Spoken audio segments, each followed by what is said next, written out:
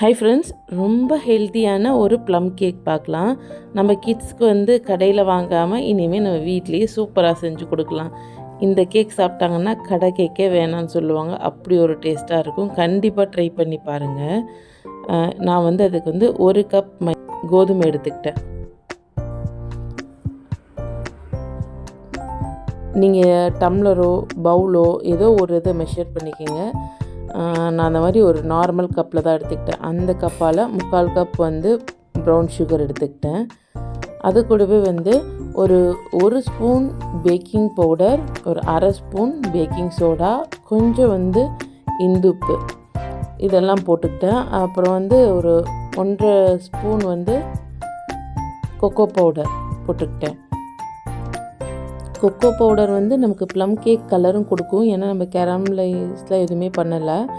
கலரும் கொடுக்கும், நல்ல டேஸ்ட்டாகவும் இருக்கும். இந்த ட்ரை இன்க்ரீடியன்ட்ஸ் எல்லாமே நல்லா மிக்ஸ் பண்ணிக்கோங்க. கொஞ்சம் கூட கட்டி இல்லாமல். கோதுமை ஒரு 1 டைம் சலிச்சுட்டு இதில் ஆட் பண்ணிக்கோங்க. நான் சலிச்சுட்டு தான் இதில் ஆட் பண்ணியிருக்கேன். அதுக்கு முன்னாடியே நான் ஏற்கனவே சோக் பண்ணி வச்சுருந்தேன். பிளாக் கரண்ட், கிரான்பெரிஸ், கருப்பு உலர் திராட்சை, வெள்ளை உலர் திராட்சை, அத்திப்பழம், டியூட்டி ஃப்ரூட்டி அப்படின்னு சொல்லிட்டு ஒரு 8 types of dry fruits add பண்ணி வச்சுருக்கேன். அது சோக் ஆகிடுச்சு நல்லாவே. அது மாதிரி இந்த பட்டை, கிராம்பு எல்லாமே சர்க்கரையில் போட்டு கொஞ்சம் பவுடர் பண்ணி வச்சுருந்தேன். அதையுமே இதில் கொட்டி மிக்ஸ் பண்ணிக்கிட்டேன்.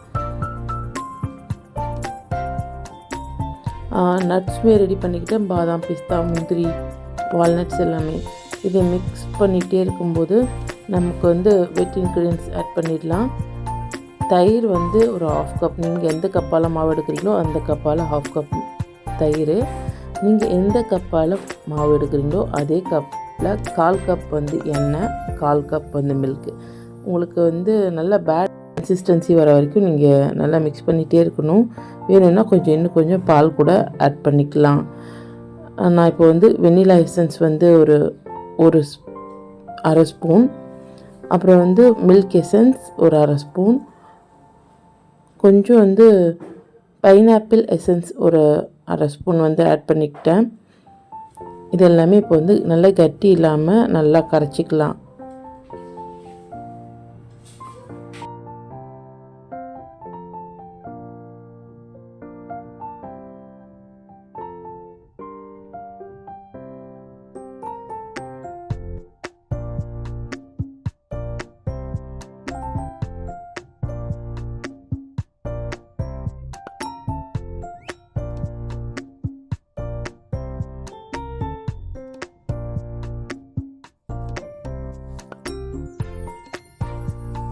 ரொம்ப திக்காக இருந்துச்சுன்னா நீங்கள் கொஞ்சம் பால் கூட ஆட் பண்ணிக்கலாம்.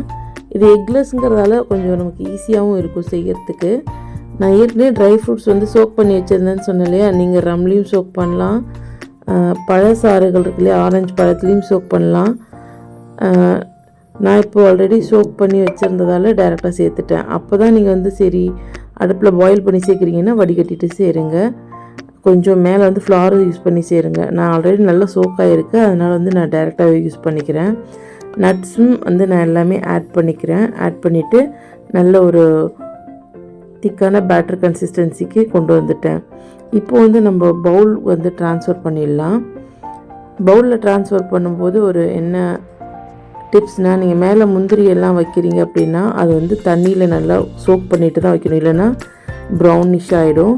நான் இப்போ ஓடிஜி 175 டிகிரி செல்சியஸில் 10 மினிட்ஸ் ப்ரீஹீட் பண்ணிட்டேன். ப்ரீஹீட் பண்ணிவிட்டு நம்மளோட கேக் எல்லாமே அதில் ப்ளேஸ் பண்ணிடலாம். பேட்டர் எல்லாத்தையுமே எடுத்து வச்சுட்டு ஒரு 20 மினிட்ஸ், ஏன்னா நான் கம்மியாக தான் ஊற்றி வைக்க போகிறேன், அதனால் ஒரு 20 மினிட்ஸே போதும். அதுலேயும் நல்லா நமக்கு பேக் ஆகி கிடச்சிடும்.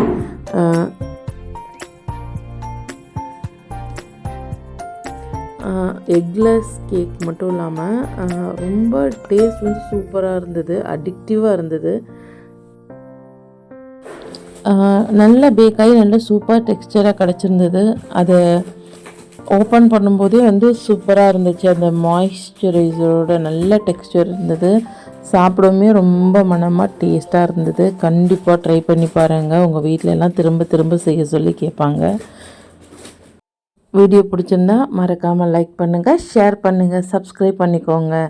தேங்க்யூ.